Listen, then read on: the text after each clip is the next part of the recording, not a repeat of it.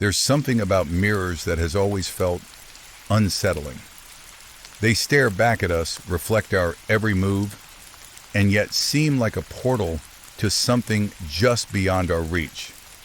Maybe that's why the Bloody Mirror legend, sometimes called Bloody Mary, has terrified generations of kids at sleepovers, daring each other to speak her name.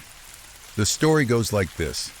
Stand in front of a mirror, usually in a darkened bathroom with only a candle or dim light, and say, Bloody Mary 3 times. Some versions say you must spin around after each chant or whisper her name 13 times. And then, if you're brave enough to finish the ritual, you're supposed to see a woman's blood-covered face staring back at you from the mirror. Some say she screams. Others say she reaches through the glass to scratch you, drag you in, or even kill you. The Bloody Mirror legend is older than most people think. Historians trace its roots to European folklore, where mirrors were believed to be windows to the spirit world. Some connect it to Queen Mary I of England, who was nicknamed Bloody Mary for the persecution of Protestants during her reign. Others link it to tragic women who died under violent circumstances and supposedly haunt reflective surfaces, waiting for someone to call them back. For many kids in the 1990s, this was the ultimate dare. Turn off the lights, gather in a bathroom, and chant her name with your friends while your heart pounds in your chest. The fear was so real that someone almost always screamed before the 3rd chant, sending the whole group running out of the room. This simple game became a rite of passage, proof that you were brave enough to face whatever lived in the mirror. Experts say the Bloody Mirror ritual is a mix of folklore and psychology. Staring into a mirror in low light can cause your brain to misinterpret what it sees, making your face appear distorted or take on a ghostly appearance. Add the power of suggestion and adrenaline, and it's no wonder so many swear they actually saw her. But for some believers, this is no trick of the mind. It's a true supernatural encounter with a restless spirit. The Bloody Mirror endures because it taps into a primal fear. What if there really is something on the other side of the glass? It's the perfect mix of danger, curiosity, and thrill. Whether you believe in ghosts or not, the thought of saying her name out loud in the dark is enough to make even adults hesitate.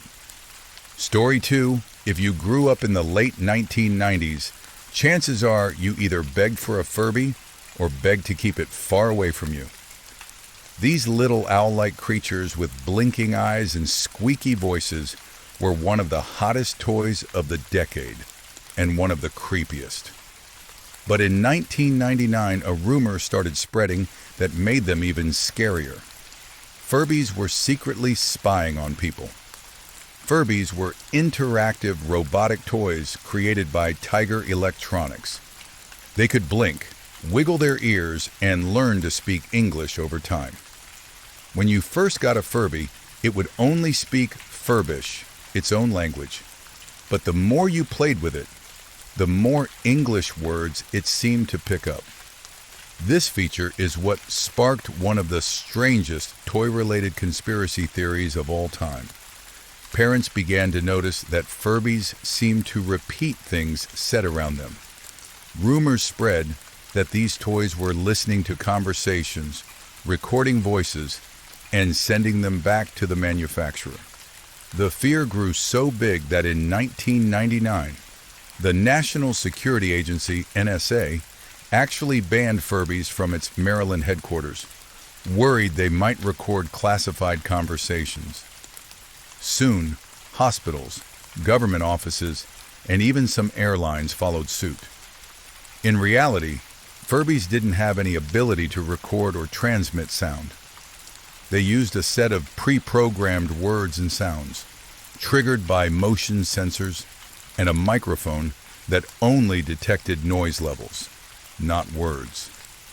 But to a kid, or even a nervous parent, the timing of those sounds felt too real to be random, which kept the creepy legend alive. Even if they weren't spies, Furbies had a way of being unnerving.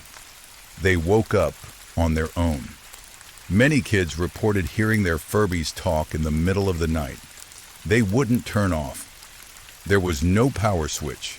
You had to remove the batteries to silence them. They seemed alive.